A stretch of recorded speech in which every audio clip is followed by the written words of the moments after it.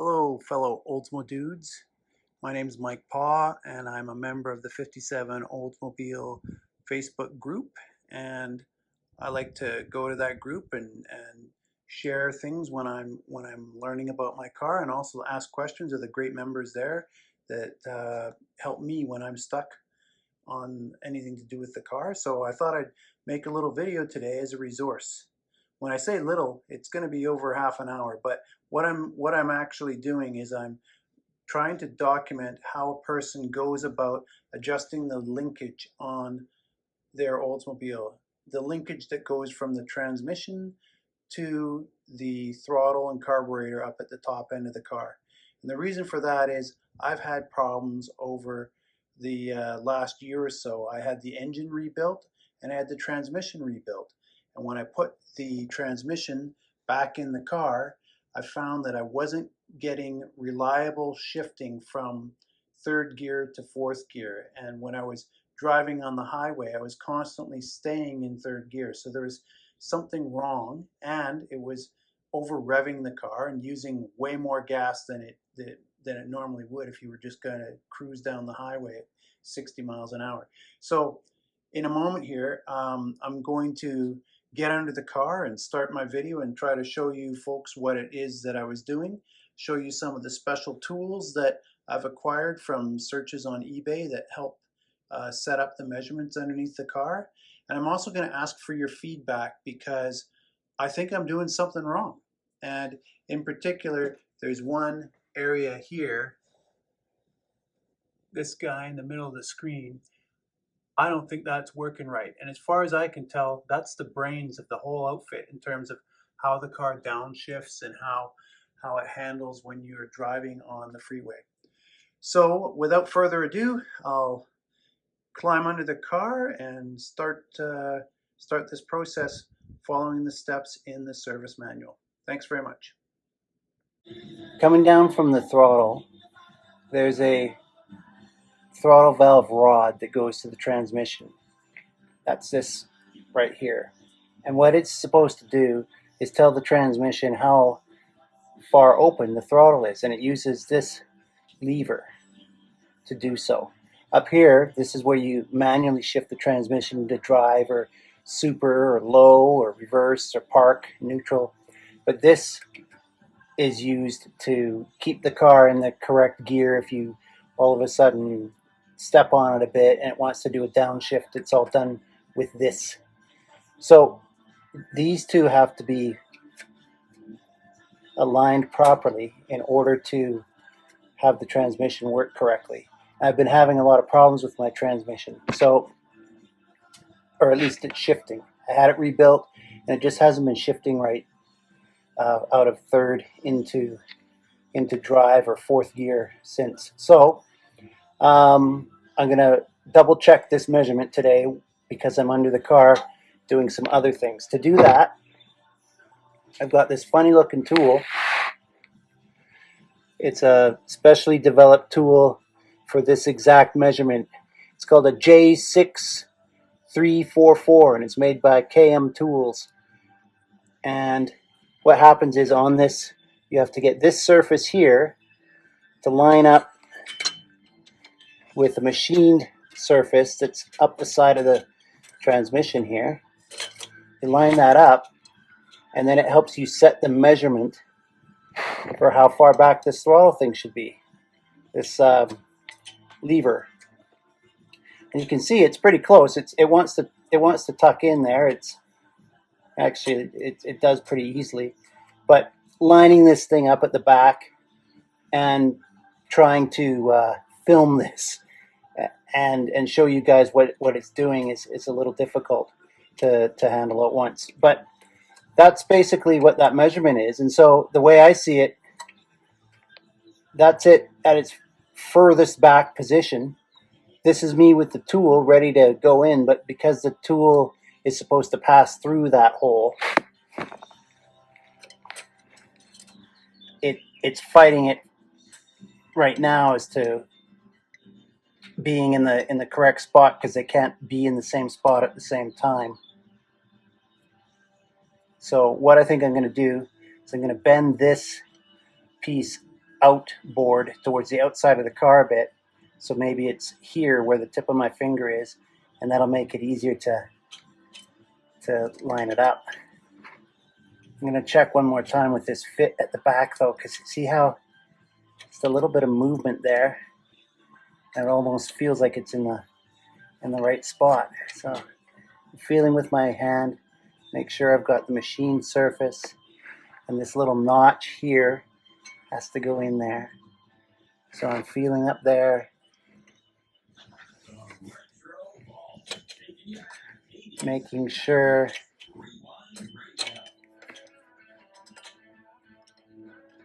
that it's lined up correctly. And the way I've got the cell phone camera lined up right now, I have to do it by feel because otherwise I'll be lying on the camera. So yeah, it looks like this should come out a little bit. I don't have a lot of tools for tight spaces here, so sometimes what I do is I use an adjustable wrench to have something to bend against, because I don't want to put any pressure on the spline or the shaft or whatever you call that thing. So at least with the adjustable wrench, I can kind of lock it in place, and then with the vice grips, I can give it a bit of a bend. Those of you that are really good mechanics are probably laughing at me right now, but that's what I'm trying to do. Hopefully that's okay. I should note that I'm doing this as a video to show people how it's supposed to go, but I'd already done the adjustment of this lever. It was actually too far forward by about, I'm going to say 5/8 of an inch. I had to find this special tool called a J6373, and it has a special slot where the lever goes in, and then you adjust it, put that little notch on the edge, and then you crank it in, and that bends it. And I mean, it works okay, but I think it's designed to do it on the car, so you don't have to keep taking it off and trying it back and forth. Of course, this whole thing would be easier if the car was up in the air, but I don't have that kind of money to have my own lift at home, nor does my garage have room for the car to go up in the air. It would just crush into the ceiling of the carport, which I'm sure is the case for many of you folks at home too. So now you can see I've gone too far, but at least in doing so, I can leave the tool exactly where it's supposed to be, and I can see that I'm in the right spot. So now I just have to bring that thing back down, bend it again a little bit in, and I should be okay. So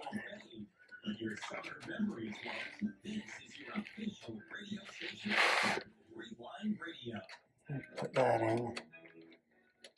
Come on, Mike.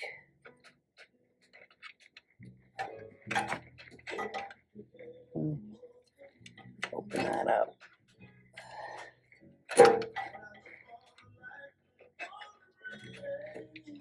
Come on, what's wrong with it?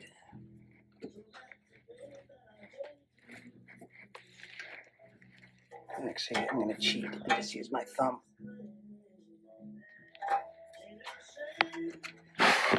So, hopefully, find the machine surface again, put that in, and look at that, it just goes. Yay! So, it's pretty much in the right spot. It's doing what it's supposed to do, I guess. And in the manual it says it should just line up and pop in. So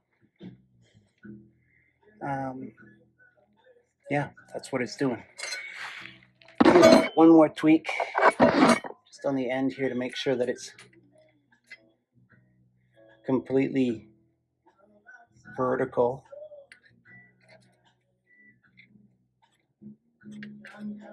Probably the easiest way to do that is like this.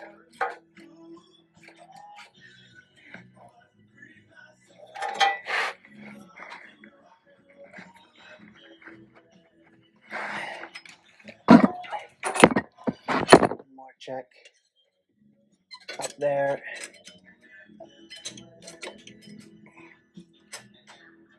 There it is. I'd say we've got it. It's clicking into place. It's at the furthest point back. So now I'm probably lying on the clip. Put this clip over the end there. Slide this through.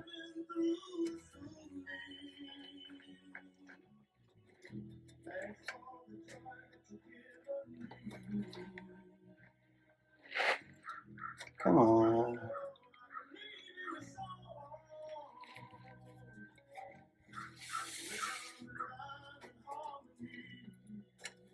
There we go. Click that on, and then it's in place. So now we can go to the top end and have a look at it from the motor's point of view. So in the middle of the screen here, you can see that rod that I just put the clip on, running up against the transmission here, and it goes up to an adjustable link, and then it hits one of the bell cranks.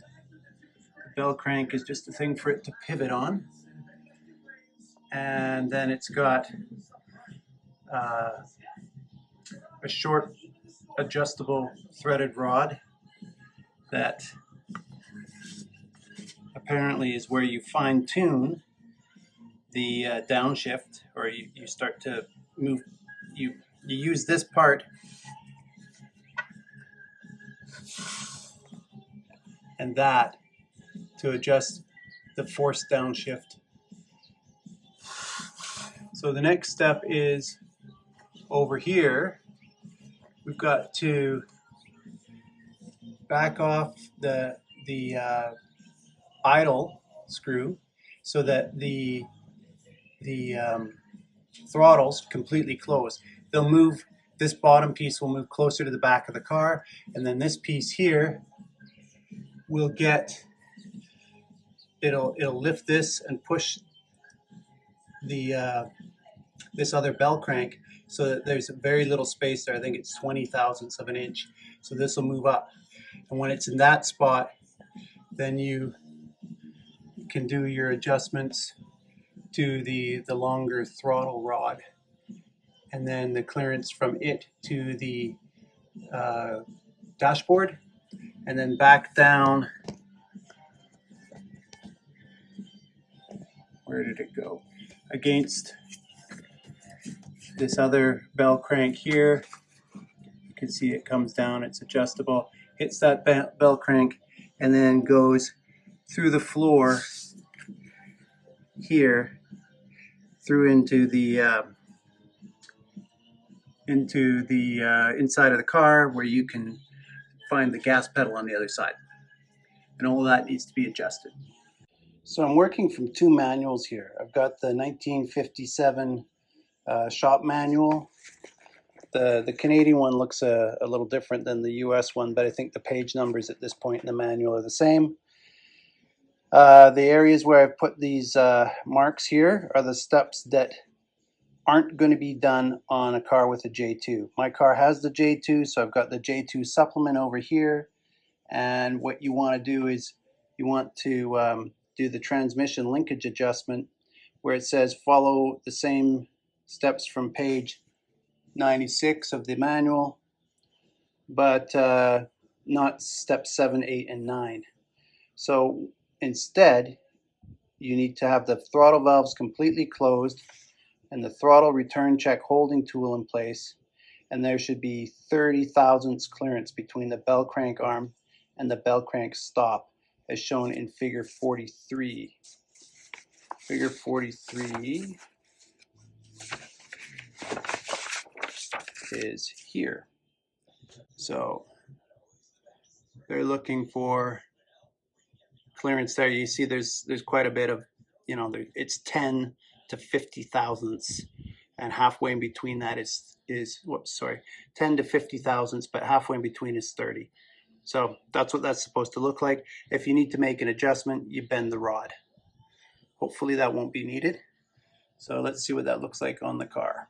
So to do the next step, what we have to do is start the car and let it warm up. And the idea is that the vacuum in the car would retract this this anti-stall dashpot, or whatever they call it, throttle return check control valve, something like that. And then I guess this is the throttle return check stop device.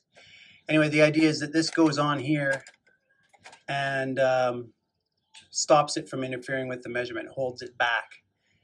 But I'm not going to start the car because you might have noticed I have the fender off, I have the battery out. So instead, I'm just going to undo these two bolts here and move that out of the way. The other thing that you need to do is block the choke open.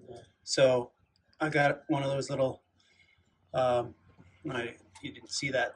I've got a little sort of plastic spring-loaded clip I put on there, and that locks that open. The idea being that this will now not interfere. Other times that I've done this, I've actually just unscrewed that with a screwdriver and then kicked it out of the way. As long as you keep track of what you're doing, it's fine. Keeping track, by the way, last time I ran the car was last fall, and I had it where I wanted it idle-wise.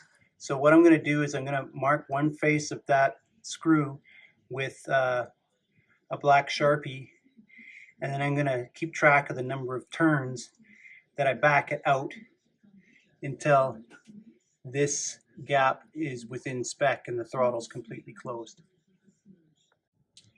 So I turned back the idle screw there, and the 4 full turns did it for me.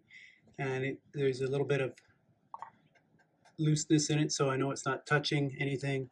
This is not touching anything. The throttle is fully closed. So over here,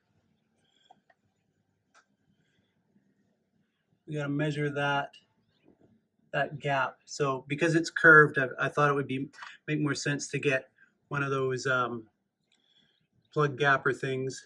Had some old ones lying around, but that wire on there is 30. So it should pass through there, and yeah, it does. It catches a little bit, but remember we've got the spec is 10 thousandths of an inch to 50 thousandths of an inch, and I just passed a 30 thousandths of an inch thick wire through there, so that should be fine. So in my case, there's no need to bend this guy, but if you were to bend it, you just pop those clips off, take it out, and I guess trial and error. So that's that measurement. So the next step is to pull those pins out of there that go through and hold on what they hold something called a clevis. That's the little bit that the pin goes through and is adjustable to lengthen or shorten the rods. And so you've got the lower throttle valve rod, and then the upper one is behind the spark plug wires there. So in the instructions it says to loosen off the nuts, the jam nuts. There's one through the spark plug wires there, and one down at the bottom. Just loosen them off a quarter turn or so that if you need to make an adjustment you can. Then pull the pins carefully, don't lose the clips, and then you have to use your fingers here to, when this one's disconnected, you want this guy, this bell crank to be fully against that stop, and you want our lower throttle rod to be fully against its backstop, which we adjusted in the first bit, and then the pin should just go through without any trouble at all. That's the idea. Okay, so you can see I've removed the upper rod, and now this bell crank is resting against that stop there. So that's as far back as it can go. Of course, I've still got the pin in here. Let me take that out. So take the pin out, and this is as far back as it can go. And then the clevis comes up, and I'm pushing down as far back as it will go, like I was doing earlier. So then, let's see if I can get a shot of it. You can see there's the hole not lined up, there's the hole lined up. So that's as far down as I can push it, and that's as far down as I can push it, and the pin should just go through. But I don't have a third hand. I'm going to put the camera aside for a second. So now the pin is through, and again, I mean, I'm pulling on this thing. That's as far down as that'll go. And this guy, even if I sort of wiggle it down here, you can feel it's not going anywhere else. So I'll put the pin in that. That one's done. So now we've got to put the upper rod in its place. So in the manual it says to pull back a little bit to take up slack. There's just a wee bit of wiggle room, and we want to keep this guy as far rearward as possible. And this is what I understand is a critical adjustment. If you're having problems with your throttle, your throttle linkage, this adjustment right here with this little lock nut and the threading there is the critical adjustment. So I've turned the lock nut off, so if necessary I can make an adjustment, but the pin is supposed to just slide into place. So if I go to the back here, put the pin in the hole in the clevis, and I'm pushing back to take up slack. I'm pushing this, and it should just pop in. But in this case, I'm either out of alignment or it's not popping in. So actually that's good, because that's not very in focus. That won't help. It's good because there's something wrong in my system, and I've already, like many of these adjustments I've done over the winter, figuring and playing around with them, but in this case it looks like it needs an adjustment. So just got to figure out in what direction. So I'm going to turn it 1/2 turn like that and see if that brings it more in line.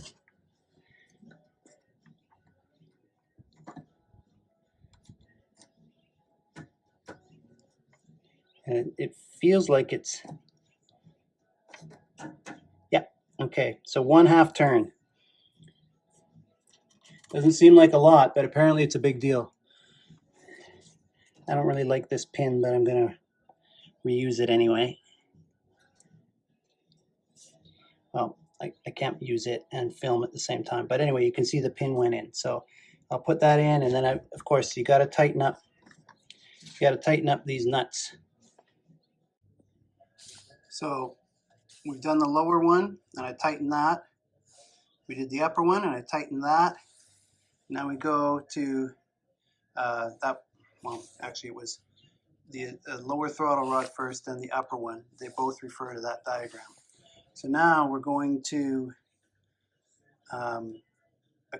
before we do the next step, we have to put the cotter pin in, tighten the jam nut, but then we have to set the carburetor slow idle speed at 425 in the drive position, and that's going to pull the throttle valve bell crank forward from the stop and provide proper throttle valve adjustment. So that's great. You can see there's a picture right above it, which is a future thing. We're going to have to get 3/8 inch measurement between the back of the accelerator bell crank. That's probably not the name for it, but you can see it's the one that is next to the spring that pulls everything back in place after you let go of the gas. That has to be 3/8 of an inch. I'm curious to see what it is now, because when we put the car, when I turn the idle set screw, the 4 turns that I loosened it by earlier back to where it was, it should be at appropriate idle speed, and that distance should change to 3/8. But I want to see what it is right now, so I'm going to measure that next. So that measurement's supposed to be 3/8, and right now it's not, because there's a drill bit there that's 3/8, and it would be able to fit through there, and it's not. So the bell crank is closer to the firewall than it will be when the car is idling.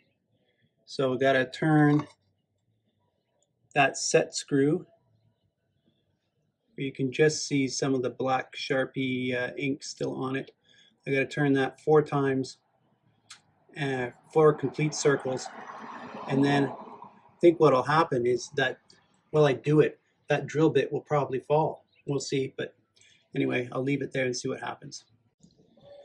So now we come to adjusting the throttle stop screw, and this is the part that I think makes no sense. I cannot figure it out for the life of me. It says that you're supposed to hold the choke wide open, and I've still got that clamped open with a clamp, so that's fine. And then you pull forward on the bell crank H that's on the dash. So it's the one that's attached to the dashboard and goes down to the foot pedal through this mechanism here, and it's what makes you accelerate the car when you step on it. So it says, what does it say? Do that until the valves are wide open. Then go beyond to the point of maximum transmission lever travel. This point is a matter of feel. Don't bend or stretch the linkage. So, I don't know. Someone with experience might know what that feels like. But then with the throttle held in that position, you're supposed to adjust the stop screw to just touch the tang on the downshift lever. So that's G is the screw, and there's a tang on the lever that's supposed to touch. So there's the screw G, and there's the tang right there. And right now it's almost touching. But when you go and you give the car the maximum amount of acceleration, let's see what happens. So you can see the throttles are opening, everything's opening up, bam, and that's about as far as I think I can get it without, I'm pushing pretty hard here. But look at this, nowhere near it. So it's like this whole mechanism of this downshifting and this kind of spring action that's built in here. Let's see if I can even get that to work. This spring, it's catching on the tang now, but I've never had the acceleration done so hard that this rod matted the stepping on the gas didn't actually engage this like it is when I'm doing it here with my thumb, but I've got more leverage here, right? So I've got leverage and I can just, punch it, and that's great. But when I'm doing it from back here, it's really not doing that. So I don't know if it's because that spring in the background there is too tight or what, but this is where I could use some feedback from guys that have some experience with this, because it makes no sense. And really, this is why I made the video. This whole section from here to there is what's supposed to downshift the car, and it's not, at least not on mine. Earlier I mentioned adjusting this distance here and using a 3/8 drill bit. So you can see the 3/8 drill bit slides through there now. So I've got that adjusted to the right length. I had to turn this towards the front to shorten the rod by about, I don't know, 3 turns, maybe 4. Again, that measurement to me should have been done before we got into doing this guy, because if I'm shortening this rod, wouldn't it make it even harder yet for this thing to kick in? It doesn't make sense to me.